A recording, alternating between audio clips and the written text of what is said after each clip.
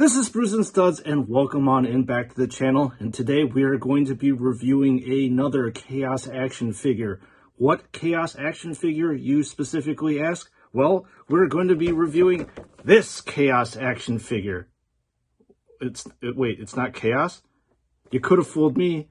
Didn't half of your chapter fall into Chaos, if I'm not mistaken, because of Luther?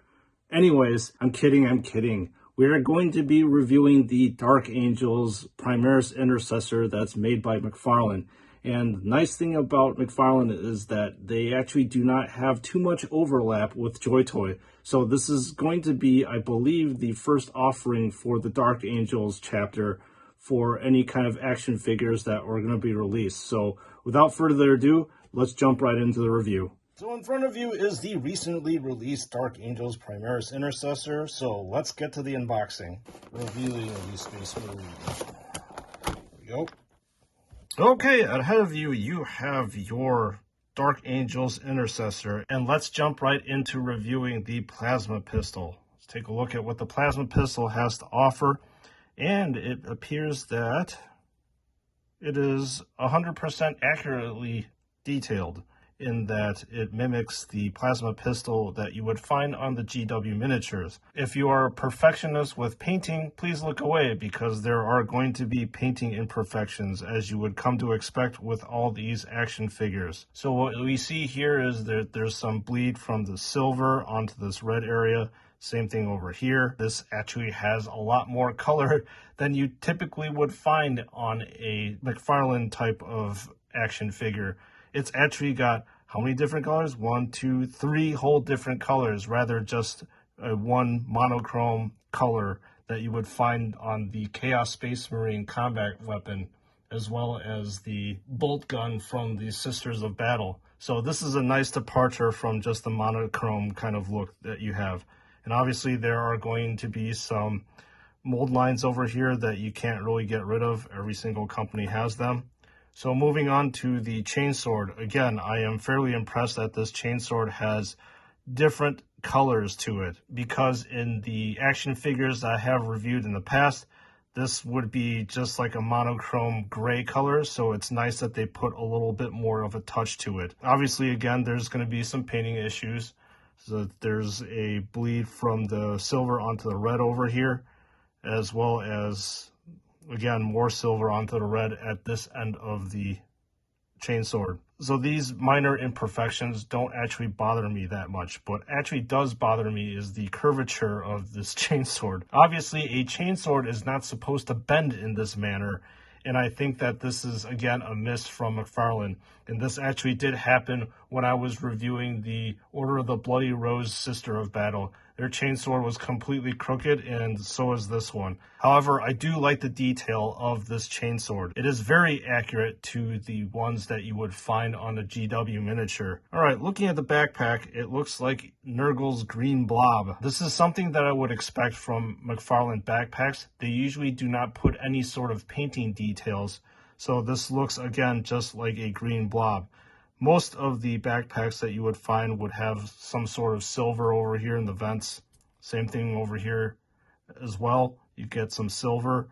So it would be nice if there would be something that would be able to differentiate this backpack from the rest of the body of the action figure. So let's take a look at the action figure itself, starting with the head. Now, I do really like these wings over here. I believe this almost pays an homage to the helmet that Azrael wears, if I'm not mistaken, which is the lion helm that Lionel Johnson used to wear.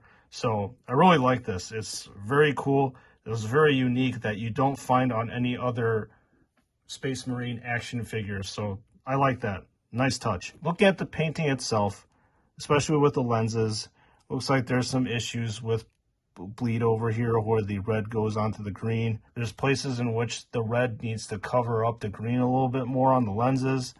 There are some bleed issues over here as well from the silver onto the green. And then looking at the pauldron, it doesn't seem like there's too many issues here, because this is a singular green color. Now this part, there's painting issues, because I believe that this silver should actually be covering a lot of the green that you see over here. And then moving on to this pauldron, I believe that this is actually a separate piece that is glued together, so you can see the lines are super clean and there are no painting issues whatsoever here, which is a nice departure from what you're usually experiencing if you actually buy one of these action figures. There's like bleed all over the place. So this is nice breath of fresh air that this is actually a insignia that is painted separately then affixed on.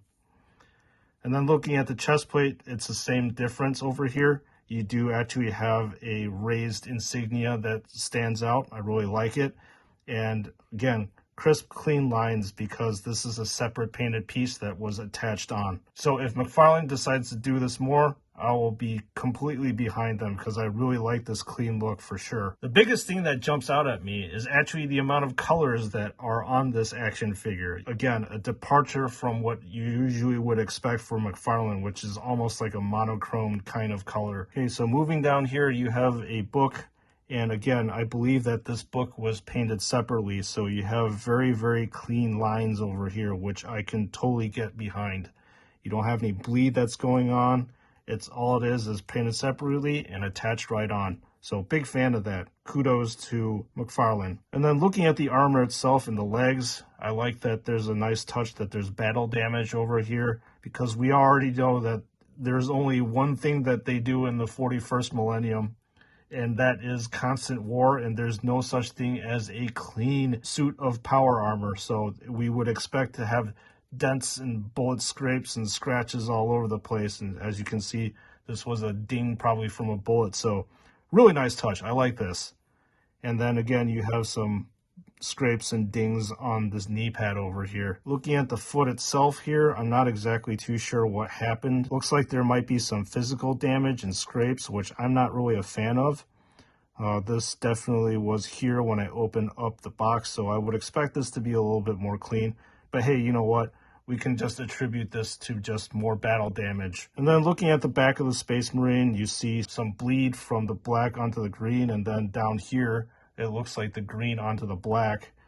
So the painting is, again, uneven, but again, I'm not going to really complain because this is actually probably one of the cleaner action figures that McFarlane has made. If you're unfamiliar with the posability and articulation, this should be 360-degree rotation.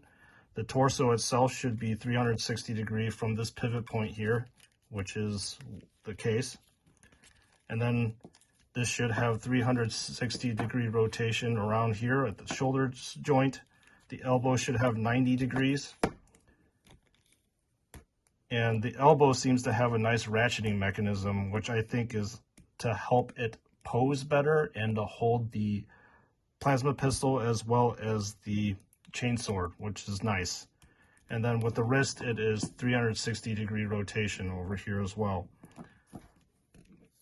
Then with the legs, you can kick the legs out to about probably 180 degrees out here. Yep, that's definitely where the hard stop is, which is decent range of motion. The knees have a 90-degree angle bend right here, as you can see here, and it does have, again, that ratcheting mechanism that allows this thing for extreme posability, which is really nice. With the feet themselves, you don't really have that much manipulation over here. So next, we're going to give this Dark Angel its backpack as well as its armament. This backpack attaches through this peg hole and just fits right in very easily. And one thing that I lamented when I was reviewing the Chaos Space Marine is that it only had an open hand and a closed hand. It could not dual wield its armaments. This right one, I believe, is supposed to wield the plasma pistol, so we'll put it in real quick. Futzing with this thing a little bit to try to make it fit. But eventually, you will get it. So here is the Dark Angel wielding its plasma pistol. And then with its left hand, you will be wielding the chainsword. And you would just need to, again, futz around with this thing, open it up like so. Hey, this is actually very nice. And now you have the Dark Angel that is fully wielding its deadly armaments ready to cut down the Emperor's enemies. So that's a review, folks. So let me wrap this up real quick with my final thoughts. So what do I think about this action figure? You know what? I really like this one a lot. I really like how clean looking it is compared to the rest of the action figures that McFarlane has produced for Warhammer. These icons and reliefs are painted separately and then attached on later because you have a lot cleaner lines over here. I really like how this pays homage to the lion helmet. It is a very cool touch over here. And I also do like just the overall look of this action figure. I really do think this is definitely well worth the $20 spent on him for sure.